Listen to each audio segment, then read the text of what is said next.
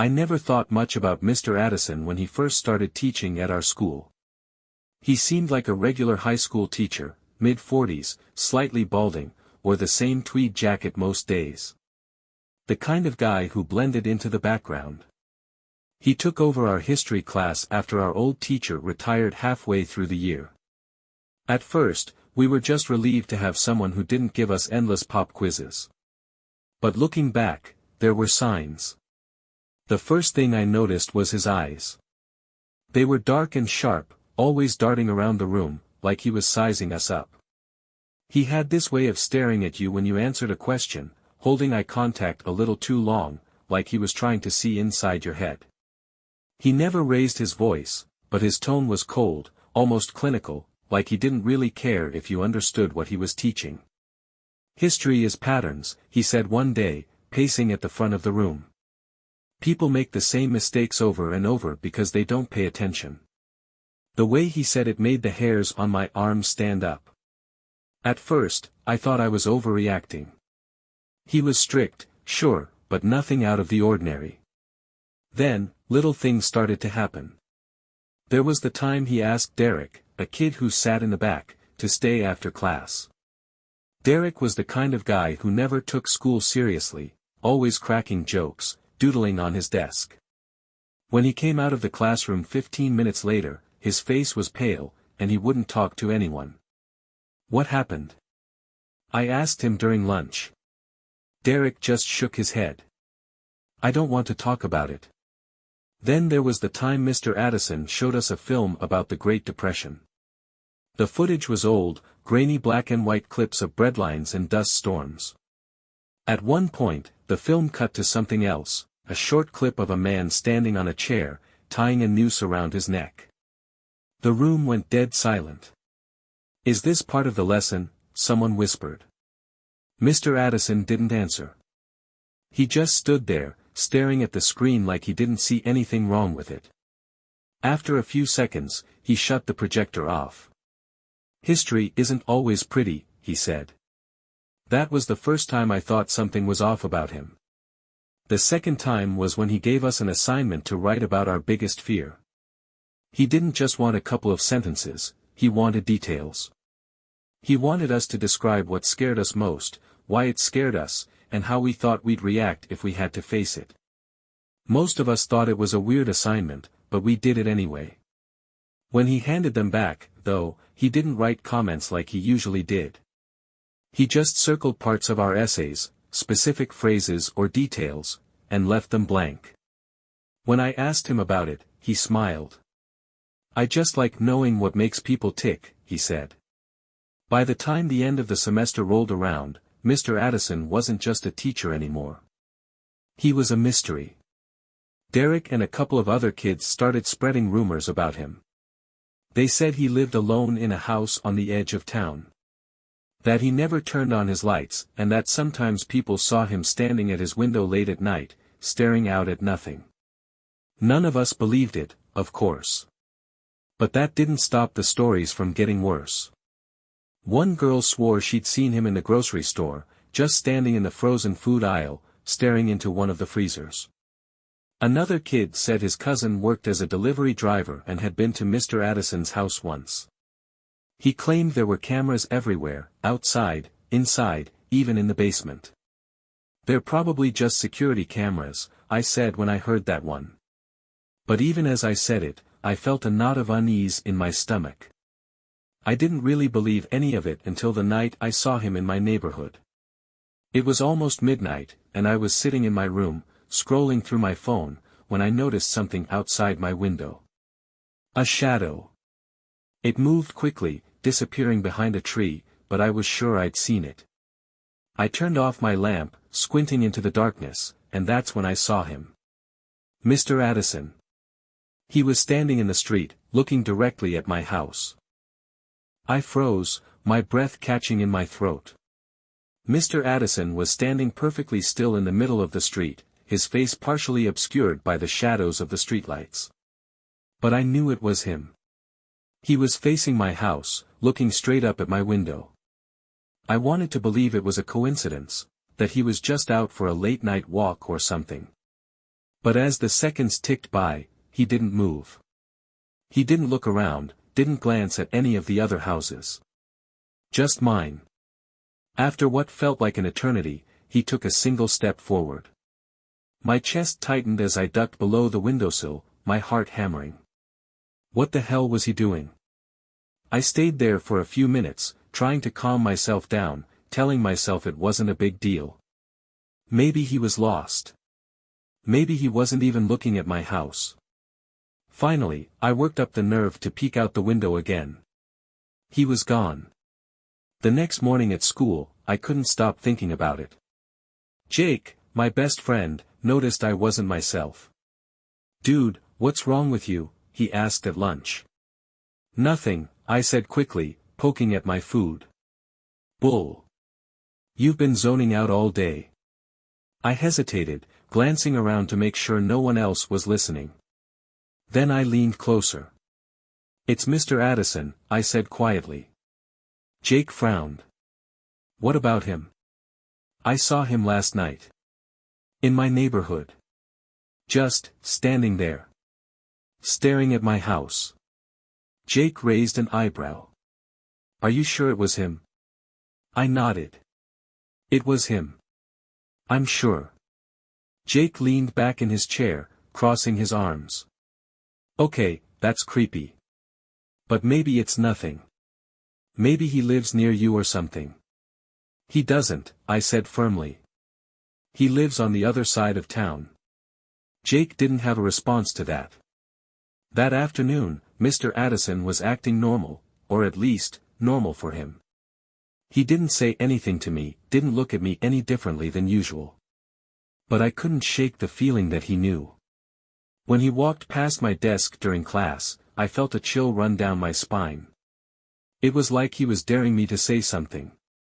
Over the next few days, the feeling got worse. I'd catch him glancing at me during lectures, his gaze lingering just a second too long. Once, when I was leaving the classroom, I turned around and saw him watching me through the small window in the door. Then there were the footprints. It was late on a Friday night, and I'd just gotten home from Jake's house. As I walked up the driveway, I noticed something strange, faint impressions in the snow, leading up to the side of the house. They weren't mine. I followed the tracks, my stomach tightening with every step. They led to my bedroom window, where they stopped abruptly. It was like someone had been standing there, watching me. The next morning, I told my parents about it. "It's probably just some kid playing a prank," my dad said, brushing it off. "You're overthinking it." But my mom looked uneasy. "Should we call the police?" "I don't think we need to go that far," my dad replied. I didn't push it. Part of me didn't want to explain what I was really worried about. What could I even say? That I thought my history teacher was stalking me? By Monday, I was starting to doubt myself. Maybe Jake was right. Maybe I was reading too much into this. But then Derek stopped coming to school.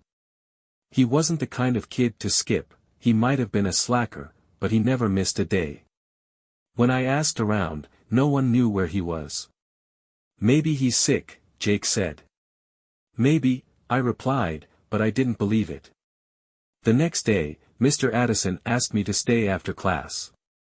I tried to act normal as the other students filed out of the room, leaving me alone with him. "You're doing well on your essays," he said, his voice calm and measured. "You have a good sense of detail." Thanks," I said awkwardly. He nodded slowly, his eyes narrowing. "You seem like someone who pays attention. Someone who notices things." The way he said it sent a chill down my spine. "I try to," I replied cautiously. "That's good," he said. "It's important to notice patterns. To see the connections other people miss." I didn't know what to say to that. When I left the classroom, my hands were shaking. I didn't know what he was trying to say, but it felt like a warning. Or a threat. That night, I got a text from an unknown number. It was a picture of me, sitting at my desk in history class. And below it was a message. "I know you see me. I stared at my phone, my stomach twisting into knots. The picture was grainy, taken from the back of the classroom, but it was unmistakably me. Who sent this? The number was unlisted. I couldn't trace it. I tried calling back, but it went straight to voicemail. The message replayed in my mind, "I know you see me." What did that mean? Did Mr. Addison send it? Was this his way of letting me know he was watching? The next morning, I showed the message to Jake. "Dude, that's seriously messed up," he said, his voice low. "You need to tell someone." "Tell who?" I shot back. "What am I supposed to say?" "Hey, I think my teacher is stalking me, and he sent me this creepy text. They'll just think I'm crazy." Jake didn't argue. He knew I was right. "Then what are you gonna do?" he asked. "I don't know," I admitted. "But I'm not just gonna let this slide." That day, I tried to avoid Mr. Addison as much as possible. I didn't raise my hand in class, didn't even look in his direction. But he noticed. When the bell rang, he called out to me. "Can I speak with you for a moment?" I hesitated, my hand tightening around the strap of my backpack. Sure." The room emptied quickly, leaving us alone. Mr. Addison leaned against his desk, his sharp eyes fixed on me. "Is everything all right?" "Yeah," I said quickly. "Why?" "You seem distracted," he replied, his tone calm but probing. "Like something's on your mind." I forced a shrug. "Just a lot of homework." He nodded slowly, his gaze unrelenting. "You know, it's important to stay focused. To keep your priorities straight." "Right," I said, edging toward the door. His lips curved into a faint smile. "Good. See you tomorrow." I practically ran out of the classroom, my heart pounding. Something was seriously wrong with him, and I was starting to think I wasn't the only one who noticed. That night, I decided to call Derek. He hadn't been at school all week, and I needed to know why. When he finally answered, his voice was shaky. "Who is this?" "It's me," I said. "What's going on? Why haven't you been at school?" There was a long pause. "You need to drop this," he said finally. "What are you talking about?" "Addison," he said. "Don't mess with him. Just keep your head down and stay out of his way." "Why?" I demanded. "What happened?" Derek didn't answer. "Derek." "I have to go," he said quickly, and the line went dead. I sat there in the dark, my phone still pressed to my ear, trying to process what just happened. Why was Derek so scared? What did Mr. Addison do to him? The next day, things got worse. I found another text waiting for me when I woke up. It was another picture, but this time it wasn't of me. It was of my house. The photo was taken from the street, angled up toward my bedroom window. Underneath it was another message: "Don't make me come inside." I didn't go to school that day. I stayed home, locking every door and window, pacing the house with a bat in my hand. Jake came over after school, his face pale when he saw the text. "This is bad," he said. "Really bad." "I know," I said, my voice shaking. "You think it's Addison? Who else would it be?" Jake didn't have an answer for that. That night, I couldn't sleep. Every creak of the house, every whisper of wind, made my pulse spike. I kept checking the windows, half expecting to see Mr. Addison standing outside again. At around 2 a.m., I heard something. A faint tapping sound. It was coming from the living room. I grabbed the bat and crept downstairs, my heart pounding in my ears. The tapping grew louder as I approached the living room window. When I reached it, I froze. There, pressed against the glass, was a hand. I stumbled back, nearly dropping the bat. The hand slid away, disappearing into the darkness outside. I ran to the door, double-checking the locks, then turned on every light in the house. But when I looked outside, the street was empty. The next morning, I was done. I printed out the texts and the photos and took them to the principal's office. I didn't mention Mr. Addison, I didn't have any proof, but I told them someone was stalking me. The principal, Mrs. Gordon, seemed genuinely concerned. "I'm going to call the police," she said. "And in the meantime, we'll do everything we can to keep you safe." I nodded, feeling a flicker of relief. But then, as I was leaving her office, I saw him. Mr. Addison was standing at the end of the hallway, watching me. And he was smiling. Later that day, the police called. They told me the number that sent the texts didn't exist. And the pictures? They couldn't find any metadata. It was like they came from nowhere. By the time the police left, I didn't feel safer. If anything, I felt worse. How could a number not exist? How could photos have no metadata? None of it made sense. Jake tried to comfort me. "Maybe they're just bad at this tech stuff. I mean, cops aren't exactly hackers, right?" But even he didn't sound convinced. "Then how do you explain the photos?" I asked. Jake shrugged, looking uneasy. "I don't know, man. But you can't let this guy win." The next day at school, I avoided Mr. Addison's class. I faked a stomachache and hid out in the library. For a while, it felt like things were normal. Quiet. Until I got another text. This time, it wasn't a photo. It was a video. I hesitated before opening it, my hands shaking. The video was short, maybe 10 seconds long, but it made my stomach drop. It was footage of me, sitting in the library, staring at my phone. I spun around, scanning the room, but there was no one there. Just a few kids hunched over their textbooks, none of them looking at me. How did he record that? I left the library and texted Jake. "Meet me at lunch. We need to figure this out." But when lunch rolled around, Jake didn't show. At first, I figured he was just late. I hung out by the cafeteria doors, waiting for him, but he never came. By the end of the day, I was worried. Jake never skipped class, and he always texted me back. After school, I decided to swing by his house. His mom answered the door, her face pale and drawn. "Is Jake here?" I asked. She shook her head. "I thought he was with you." A cold knot formed in my stomach. "He didn't come home last night?" "No," she said, her voice trembling. "I've been calling him all day." I was about to call the police. I helped her file the report, but deep down, I knew it wouldn't do any good. Jake hadn't just disappeared.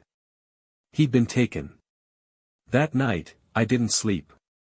I sat by the window with my bat, staring out into the darkness, waiting for something, anything, to happen. At around midnight, I got another text.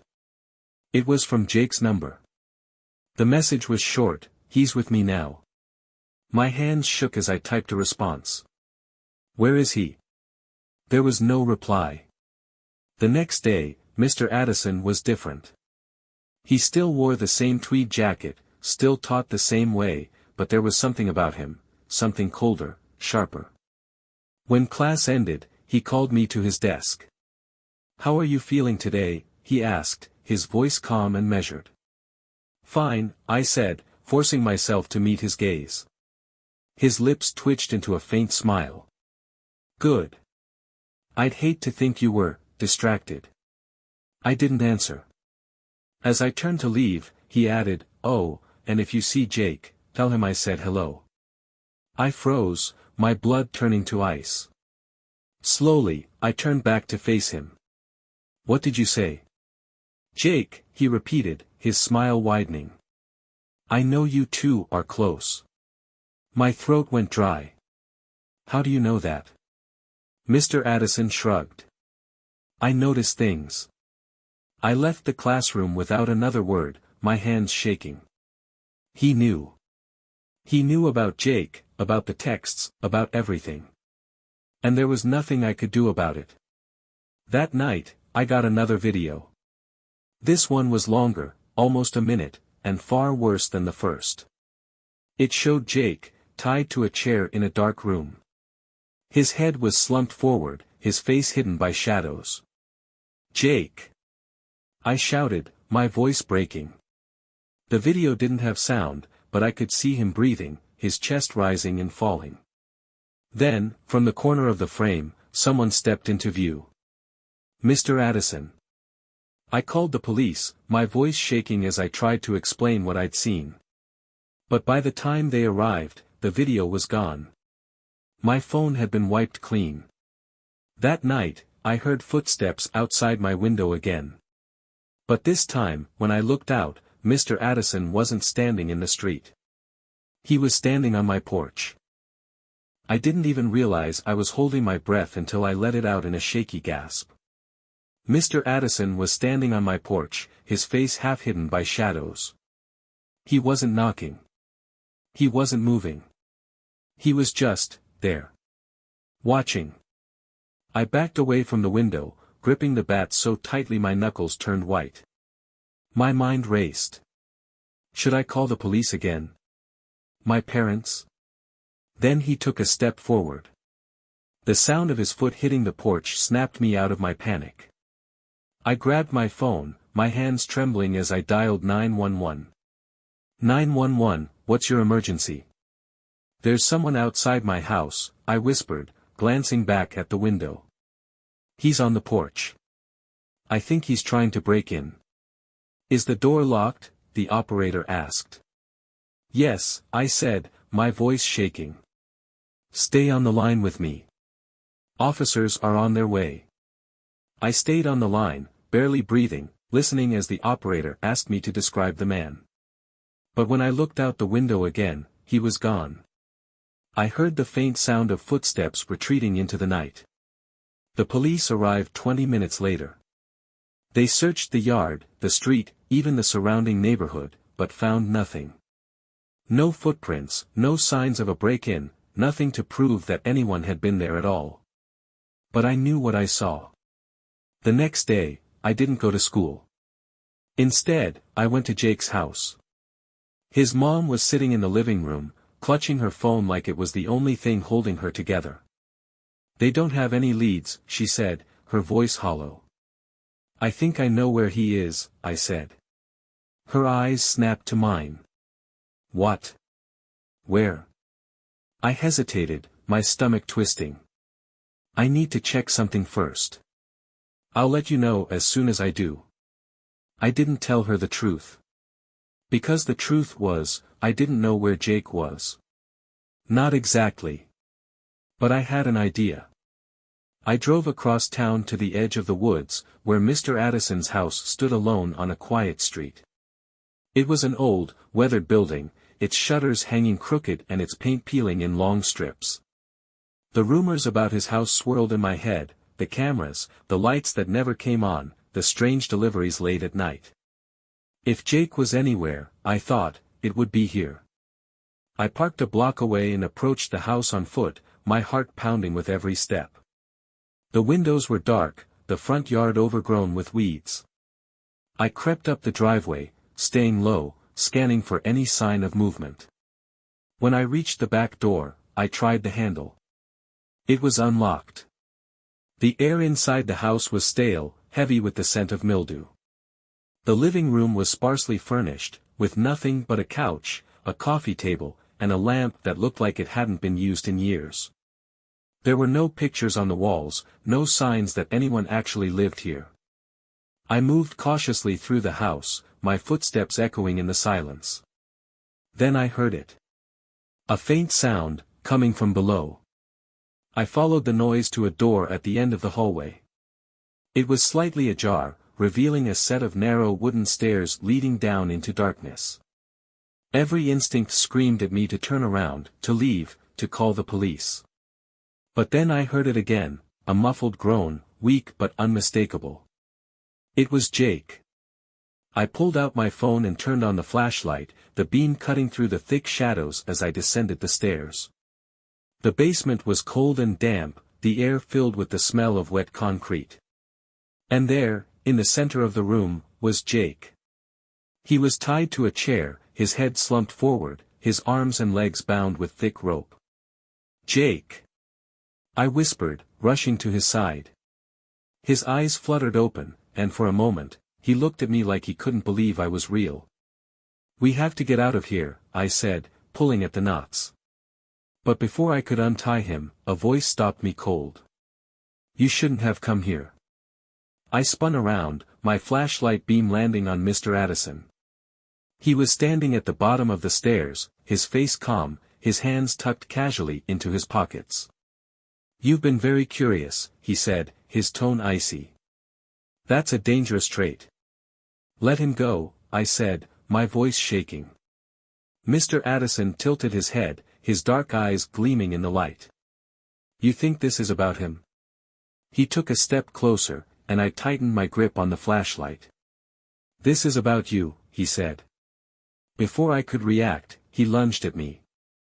I swung the flashlight, the metal casing connecting with his shoulder. He stumbled back, his expression twisting into something furious and inhuman. "Run!" Jake shouted, his voice hoarse. I bolted up the stairs, my heart pounding. I could hear Mr. Addison behind me, his footsteps heavy and relentless. When I reached the back door, I threw it open and ran into the yard, not stopping until I reached the street. I called the police, choking out the address between gasps for breath. They arrived minutes later, storming the house with flashlights and weapons drawn. But when they came back out, they told me the same thing they'd said before. The house was empty. No Jake. No Mr. Addison. Nothing. I never saw Jake again. His disappearance made the news, but no one could connect it to Mr. Addison. A week later, the school announced that Mr. Addison had resigned for personal reasons. I tried to forget, to move on. But sometimes, late at night, I think about what he said to me in that basement. "This is about you." And I can't help but wonder. Is he still watching? Have you ever had a teacher who gave you the creeps? Leave your comment down.